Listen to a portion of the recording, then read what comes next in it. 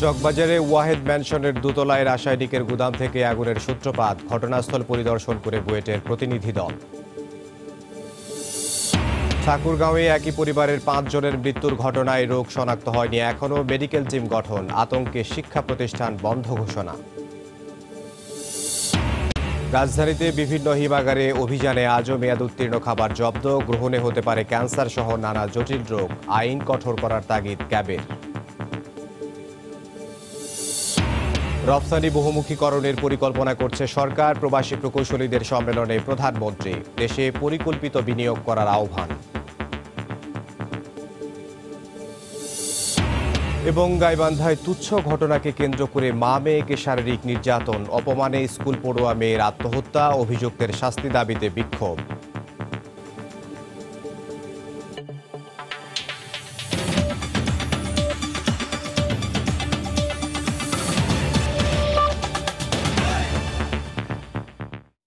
সময় সংবাদের সঙ্গে আছে আমি ইমদাদুল হক। গাড়ির সিলিন্ডার থেকে নয়, চকবাজারের চুড়িহাট্টায় ওয়াহেদ ম্যানশনের 2য় তলার রাসায়নিকের গুদাম থেকে আগুনের সূত্রপাত।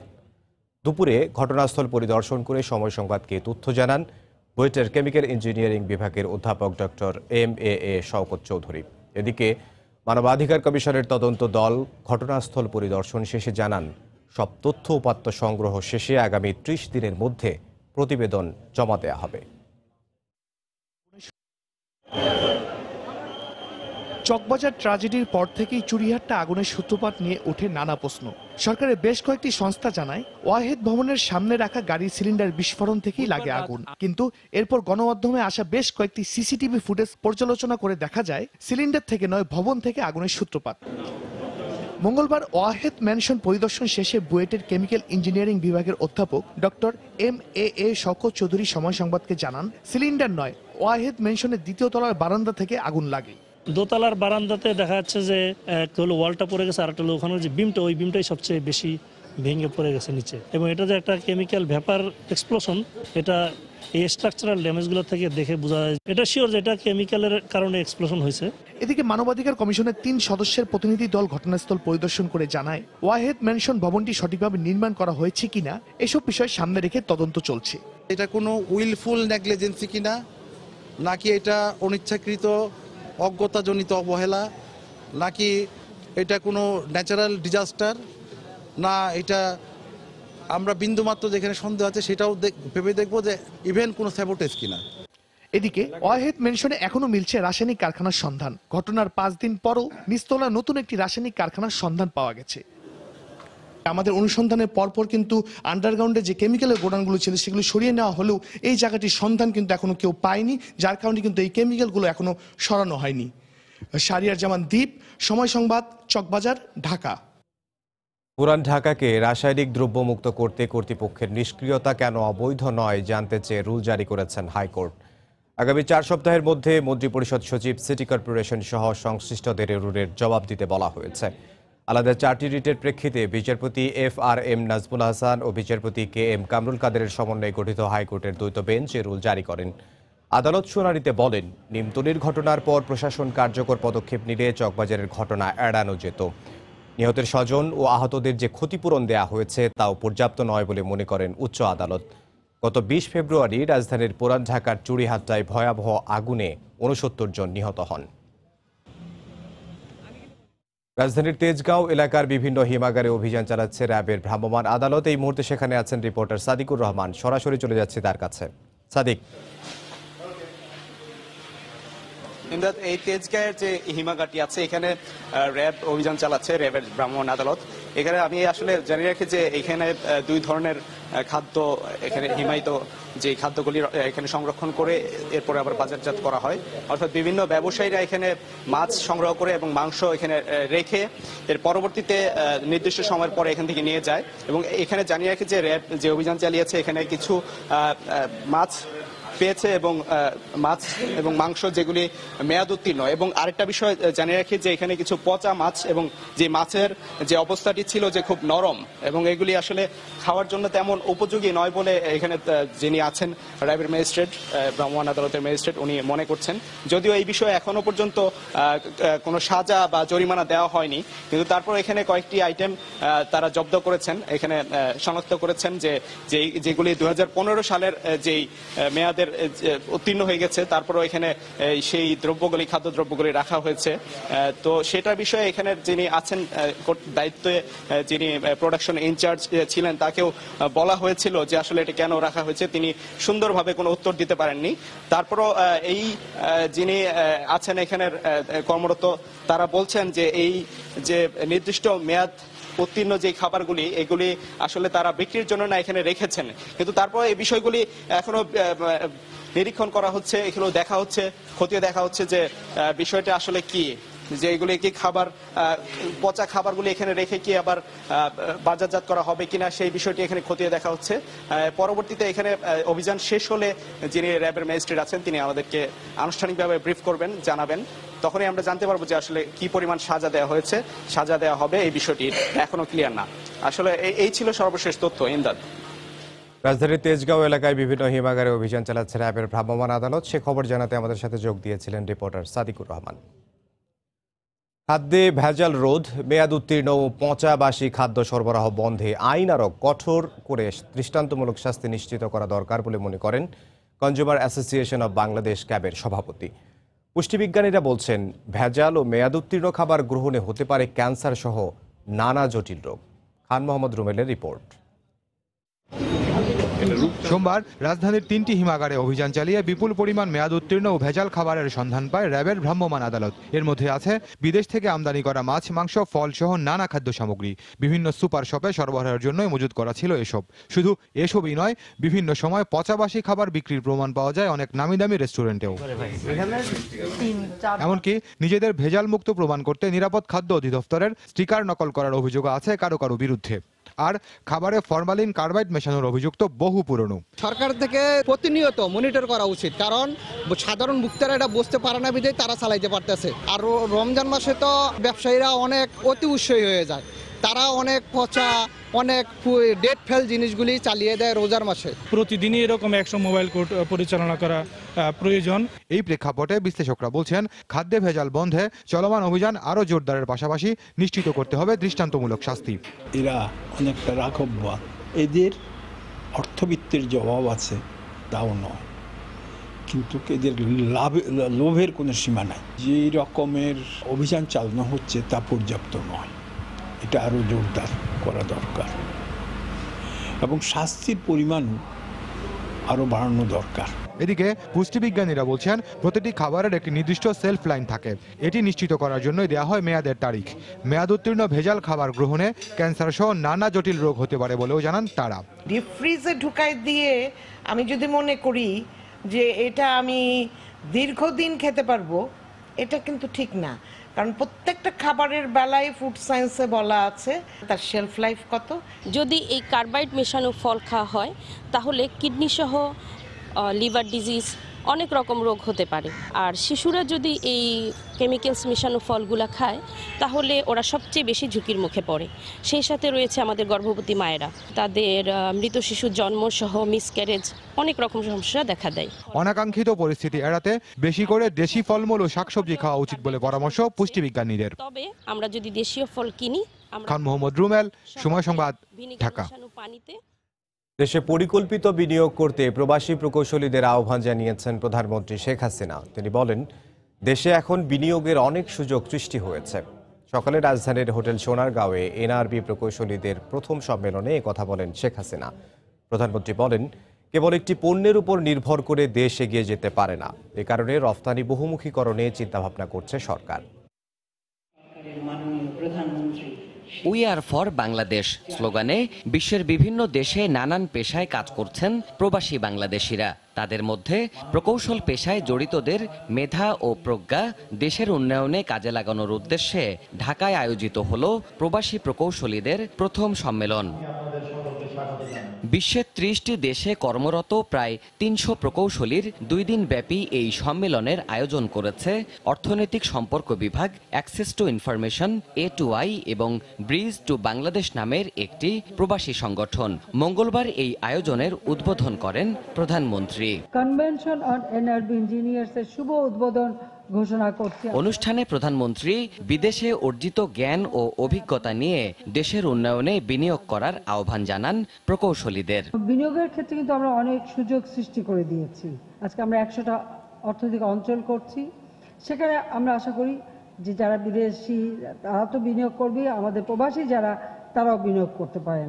শহরের পাশাপাশি গ্রামের উন্নয়নে সরকার মনোযোগী উল্লেখ করে শেখ হাসিনা বলেন, রপ্তানি পণ্যের বহুমুখীকরণের উদ্যোগ নেওয়া এখন সময়ের দাবি। একটা জিনিস রপ্তানির উপরে নির্ভরশীল করে একটা দেশ চলতে পারে না, আমাদের রপ্তানিকে বহুমুখীকরণ করতে হবে।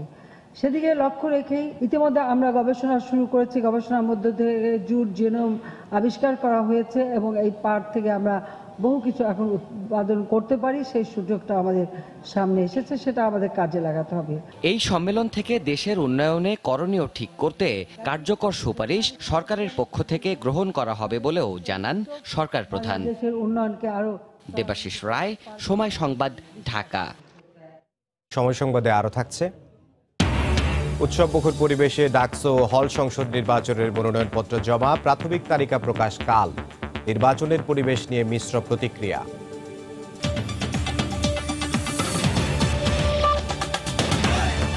ঠাকুরগাঁওয়ের বালিয়াডাঙ্গিতে অজ্ঞাত রোগে আক্রান্ত হয়ে গত 15 দিনে একই পরিবারের 5 জনের মৃত্যুর ঘটনায় এলাকায় আতঙ্ক ছড়িয়ে পড়েছে। আরও 4 জন রংপুর মেডিকেলে চিকিৎসাধীন রয়েছেন। সেখানকার বেশিরভাগ মানুষ এখন মুখ ঢেকে চলাফেরা করছেন। এ ঘটনায় স্থানীয় শিক্ষা প্রতিষ্ঠান অনির্দিষ্টকালের জন্য বন্ধ ঘোষণা করেছে কর্তৃপক্ষ।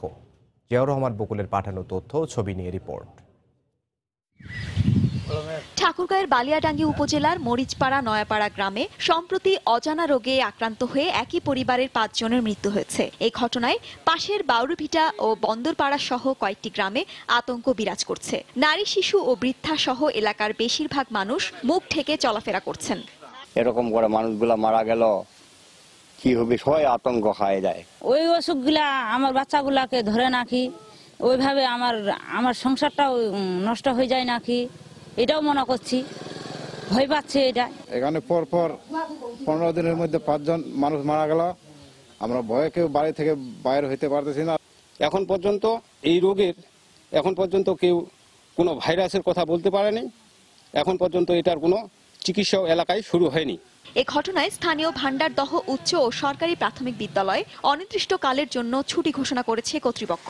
রোগটিকে আমাদের যেন কোনো কিছু ব্যবস্থা করা হয়। মাধ্যমিক শিক্ষা অফিসার এবং ইউনো স্যারের নির্দেশে সরকারি প্রাথমিক বিদ্যালয় এবং ভান্ডারদহ উচ্চ বিদ্যালয় সাময়িকভাবে বন্ধ রাখার নির্দেশ দেন এবং নির্দেশ না দেওয়া পর্যন্ত প্রতিষ্ঠান বন্ধ। রোগ নির্ণয়ে স্বাস্থ্য বিভাগের পক্ষ থেকে 2টি মেডিকেল দল গঠন করা হয়েছে। নতুন করে আক্রান্তদের চিকিৎসা দিতে স্বাস্থ্যকর্মী নিয়োগের পাশাপাশি সব ধরনের ব্যবস্থা নেওয়া হয়েছে বলে জানিয়েছেন চিকিৎসক।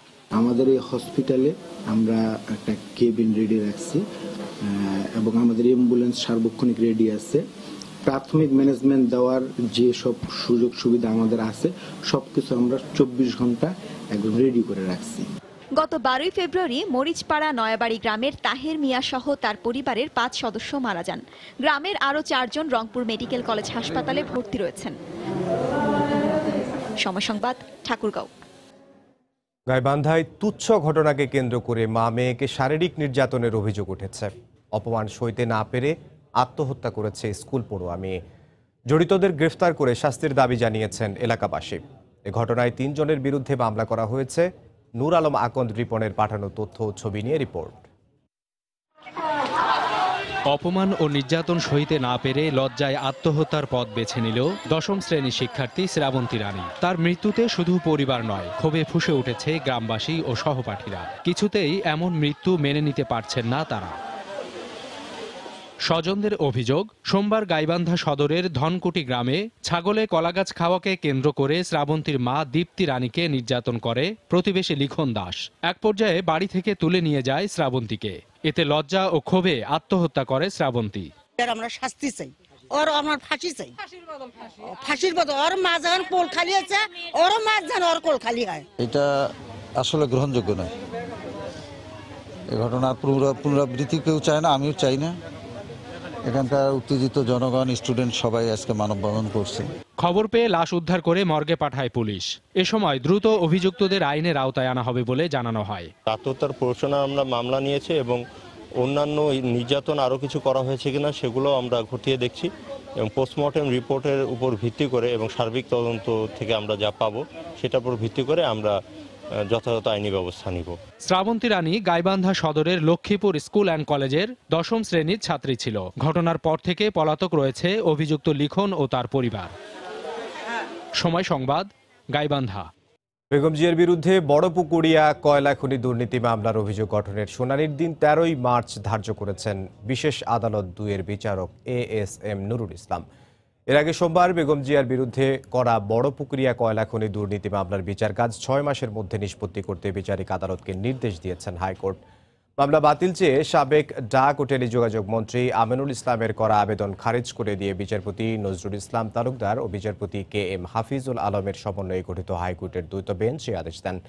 বর্তমানে মামলাটি ঢাকার বিশেষ জজ আদালত 2-এ অভিযোগ গঠন শুনানির পর্যায়ে রয়েছে। বড়পুকুরিয়া কয়লা খনিতে উৎপাদন, ব্যবস্থাপনা ও রক্ষণাবেক্ষণের জন্য ঠিকাদার নিয়োগে দুর্নীতির অভিযোগে 2008 সালের 26 ফেব্রুয়ারি বেগম খালেদা জিয়া সহ 16 জনের বিরুদ্ধে শাহবাগ থানায় মামলাটি করে দুদক। ডাকসু ও হল সংসদ নির্বাচনের মনোনয়নপত্র জমা দিয়েছেন প্রার্থীরা। ডাকসুতে তুমুল প্রতিদ্বন্দ্বিতার আভাস মিললেও হল সংসদে ছাত্রলীগ ছাড়া পূর্ণ প্যানেল দিতে পারেনি অন্য কোনো সংগঠন। ফলে বেশ কিছু পদে বিনা প্রতিদ্বন্দ্বিতায় নির্বাচিত হবেন ছাত্রলীগ প্রার্থীরা। যাচাই বাছাই শেষে কালই প্রকাশ করা হবে প্রার্থীদের প্রাথমিক তালিকা। ক্যাম্পাসে নির্বাচনের পরিবেশ নিয়ে ছাত্র সংগঠনগুলোর মধ্যে আছে মিশ্র প্রতিক্রিয়া। মনোনয়নপত্র জমা দেওয়ার জন্য প্রার্থীদের সময় দেওয়া হয় মাত্র 3 ঘন্টা। এই সময়ের মধ্যে মনোনয়নপত্র জমা দেন প্রার্থীরা। এদিকে ক্যাম্পাসে নির্বাচনের পরিবেশ নিয়ে ছাত্র সংগঠনগুলোর মধ্যে রয়েছে মিশ্র প্রতিক্রিয়া।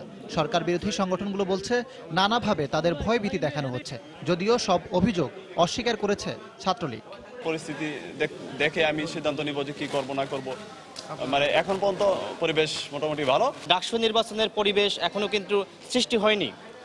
ছাত্রদের মধ্যে এখনো কিন্তু আতঙ্ক আছে, তারা এক ধরনের ভয়ের মধ্যে আছে, আসলে তারা ভোট দিতে পারবে কিনা। তারা যদি ক্যাম্পাসে না আসে এবং সাধারণ শিক্ষার্থীরা যদি তাদেরকে যদি সেভাবে গ্রহণ না করে, এখানে তো সহাবস্থানের বিষয় না, আমরা তো তাদেরকে বাধা দিচ্ছি না। কেন্দ্রীয় ছাত্র সংসদে সবগুলো সংগঠন তাদের পূর্ণ প্যানেল দিয়েছে, কিন্তু হল সংসদে একেবারে ভিন্ন চিত্র। ছাত্রলীগ ছাড়া বাকিরা পারেনি প্রার্থী তালিকা পূর্ণ করতে। মেয়েদের 5টি হল ও ছেলেদের জগন্নাথ হলে কোনো প্রার্থী দিতে পারেনি ছাত্রদল। বাম ছাত্র জোট ও কোটা আন্দোলনকারীরা কোনো রকম গুরুত্বপূর্ণ কয়েকটি পদে নির্বাচনে অংশ নিচ্ছে। প্রগতিশীল ছাত্র জোট এবং সাম্রাজ্যবাদ বিরোধী ছাত্রকে আমাদের 2 জোটের প্যানেল হয়েছে। আমরা কেন্দ্রীয় প্যানেল দিয়েছি এবং সবগুলো হলেও আমাদের মোটামুটি প্যানেল চূড়ান্ত হয়েছে। বঙ্গমাতা ফজিলাতুন্নেসা মুজিব হলে 13টি পদের বিপরীতে মনোনয়নপত্র জমা পড়েছে 19টি। সুফিয়া কামাল ও শামসুন্নাহার হলে 13 পদের বিপরীতে 22টি। অন্য হলগুলোতে একটু বেশি জমা পড়লেও বেশ কিছু পদে বিনা প্রতিদ্বন্দ্বিতা নির্বাচিত হবেন ছাত্রলীগের প্রার্থীরা। ইকরাম হোসাইন, সময় সংবাদ, ঢাকা। নির্বাচনকে প্রশ্নবিদ্ধ করতে বিভিন্ন দূতাবাসে নালিশ সহ বিএনপি নানা ষড়যন্ত্র করছে বলে মন্তব্য করেছেন আওয়ামী লীগের উপদেষ্টা পরিষদ সদস্য তোফায়েল আহমেদ। সকালে জাতীয় প্রেস ক্লাবে সম্প্রীতি বাংলাদেশে আয়োজিত এক আলোচনায় কথা বলেন তিনি। বাংলা চর্চার পাশাপাশি 52 ও 71-এর চেতনার পূর্ণ প্রতিষ্ঠার লড়াই অব্যাহত রাখার উপর অনুষ্ঠানে জোর দেন বিশিষ্টজনরা। বৈরী হাওয়ার কারণে 2 দিন পর সেন্ট মার্টিনে আটকা পড়া 2000-এর বেশি পর্যটককে অবশেষে টেকনাফে ফিরিয়ে আনা হয়েছে। বিকেল 4:30টার দিকে সেন্ট মার্টিন জেটি ঘাট থেকে পর্যটকদের নিয়ে টেকনাফের উদ্দেশ্যে যাত্রা করে বিশেষ 5টি জাহাজ। এতে স্বস্তি ফেরে আটকা পড়া দর্শনার্থীদের মাঝে। এর আগে দুপুরে আবহাওয়া পরিস্থিতি কিছুটা উন্নত হলে বিশেষ ব্যবস্থায় টেকনাফ থেকে সেন্ট মার্টিনে 5টি জাহাজ পাঠায় জেলা প্রশাসন। তবে পরিস্থিতি স্বাভাবিক না হওয়ায় টেকনাফ সেন্ট মার্টিন নৌ রুটে এখনও বন্ধ রয়েছে জাহাজ চলাচল। সোমবার সেন্ট মার্টিনে বেড়াতে গিয়ে বৈরী আবহাওয়ার কারণে আটকা পড়ে 2000-এর বেশি পর্যটক।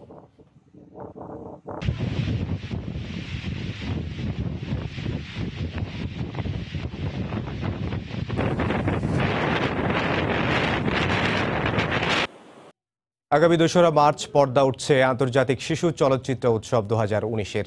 এক যুগ বয়সী চিলড্রেন ফিল্ম সোসাইটি বাংলাদেশের উদ্যোগে এই আয়োজন চলবে ৮ মার্চ পর্যন্ত। এবার 5টি ভেন্যুতে প্রদর্শনী সর্বসাধারণের জন্য উন্মুক্ত থাকবে। ফ্রেমে ফ্রেমে আগামীর স্বপ্ন, এই স্লোগান নিয়ে শুরু হচ্ছে শিশু নির্মাতাদের 12তম আন্তর্জাতিক চলচ্চিত্র প্রদর্শনী উৎসব।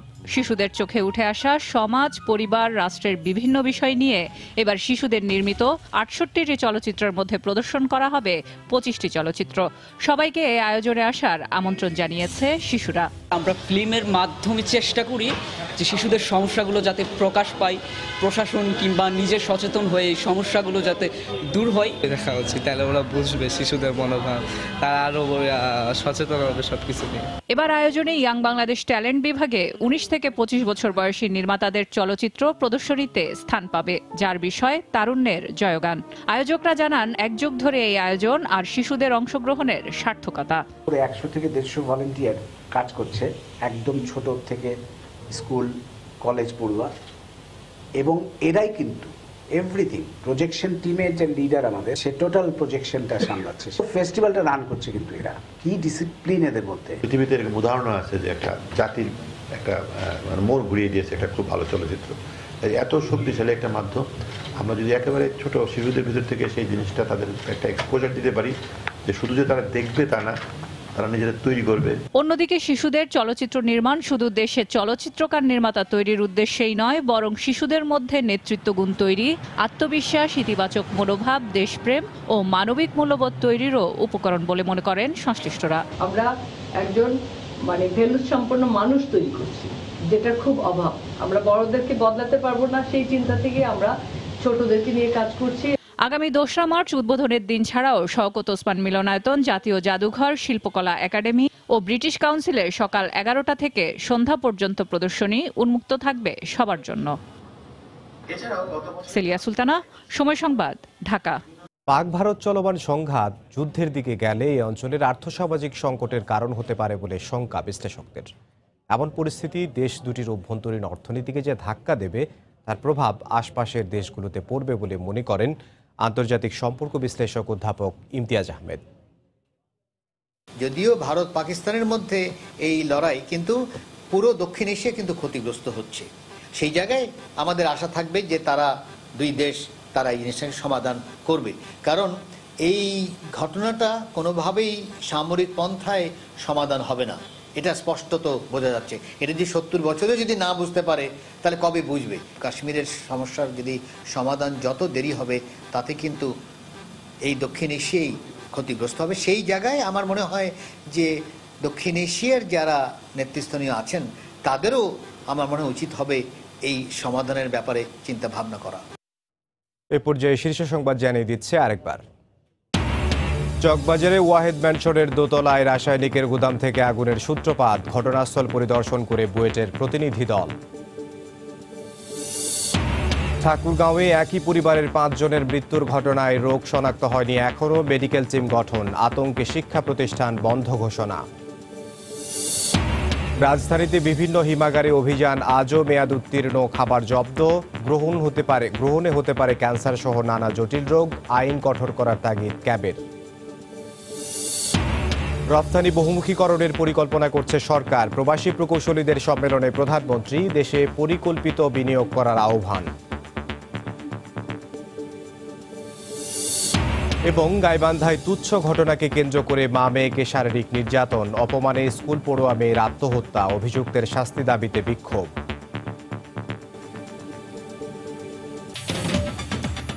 এই ছিল এখনকার মতো।